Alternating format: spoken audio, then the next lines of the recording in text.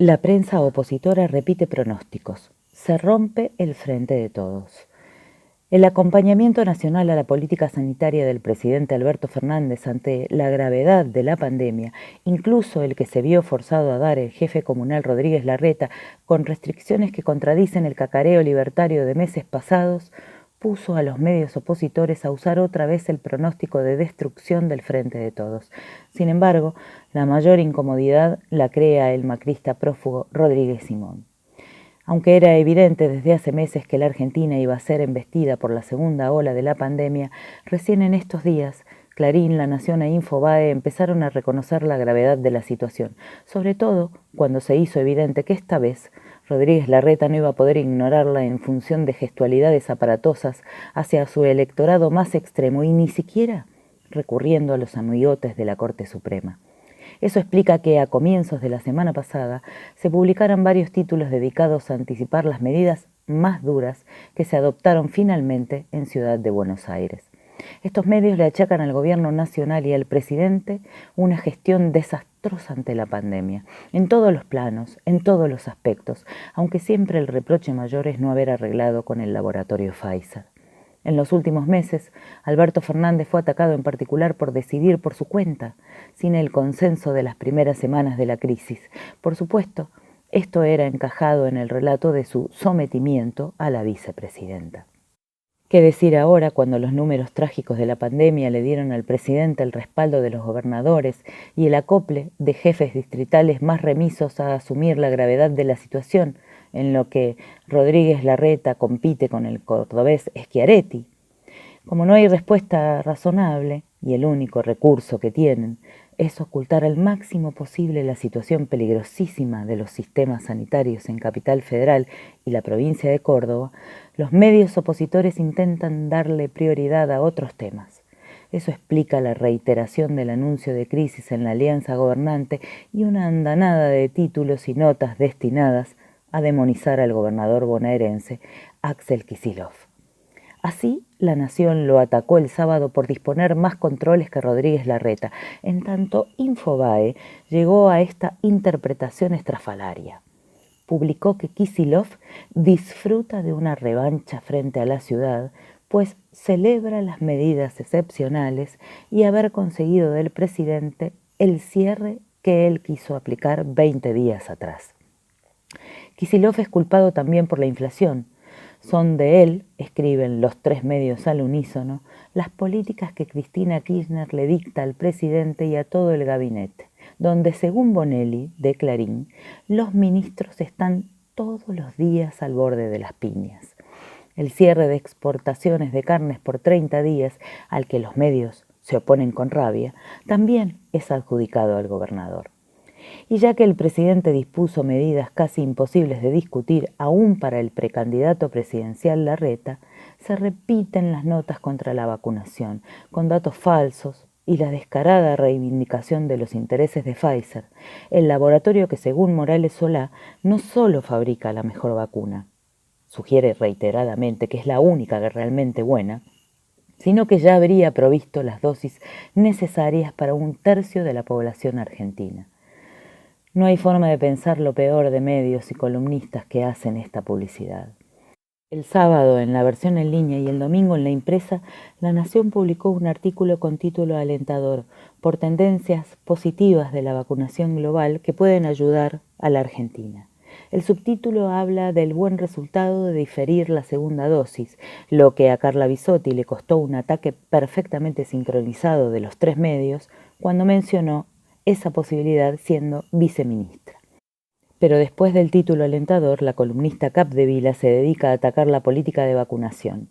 Critica que en su mensaje del jueves el presidente no fue preciso sobre el abastecimiento, ocultando con alevosía que es un problema mundial, que Sputnik y AstraZeneca fallan y que desechó a Pfizer.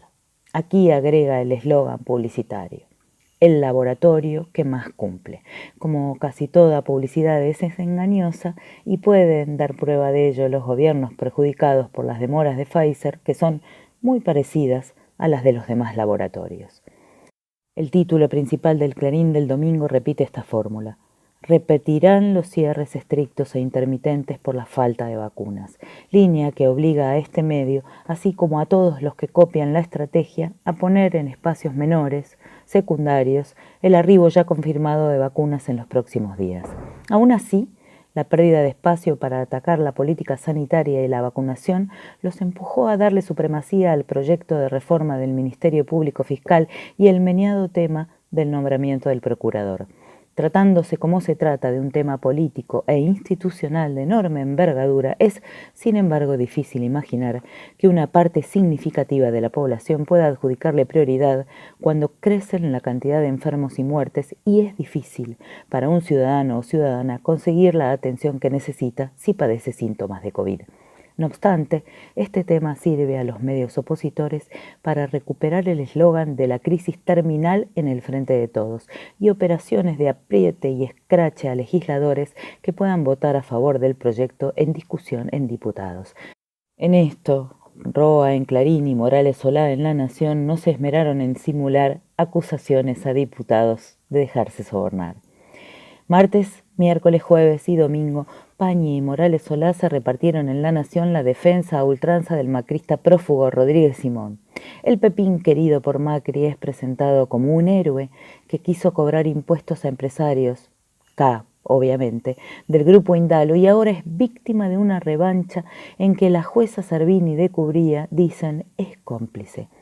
Sí, la misma jueza que en diciembre de 2015 obligó a Cristina Kirchner a dejar el cargo antes de tiempo. En este tema, Clarín e Infobae están un poco más distantes y casi cautelosos. Es que el macrismo recurrió más a La Nación en las maniobras contra el grupo Indalo, con aquellos reiterados artículos del prestigioso Alconada Mon, quien tiempo después reconoció en sede judicial que no conocía las normas sobre las que escribió y que no verificó los datos acusatorios que reprodujo en admirable lealtad con sus mandantes. El periodismo libertario mostró la hilacha en otros capítulos. En Infobae, Novarecio clamó para que el presidente no hable más. En Clarín, Gambini se dedicó a las denuncias que presentan a Villa Lugano como zona sometida por organizaciones de narcotráfico. Dice que sus habitantes sufren porque el gobierno solo se dedica al proyecto de reforma del Ministerio Público o a hablar del lawfare, y la ministra Frederick, agrega, se ocupa de su pelea con el bonaerense Berni.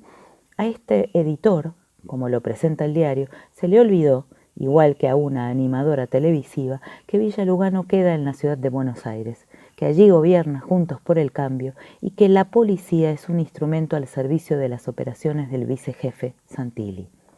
Otra singular ocurrencia. Ese mismo diario, que se cansó de afirmar que el ministro Guzmán ya salía del gobierno, su jefe de redacción Kirchmann llegó a escribir que el viaje a Europa con el presidente era el funeral, explica ahora por qué sigue. Es que no lo dejan irse, dice el título.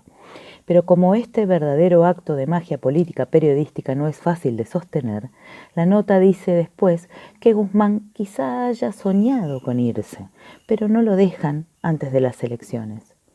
Y más todavía, quizá tampoco lo dejen irse después de las elecciones.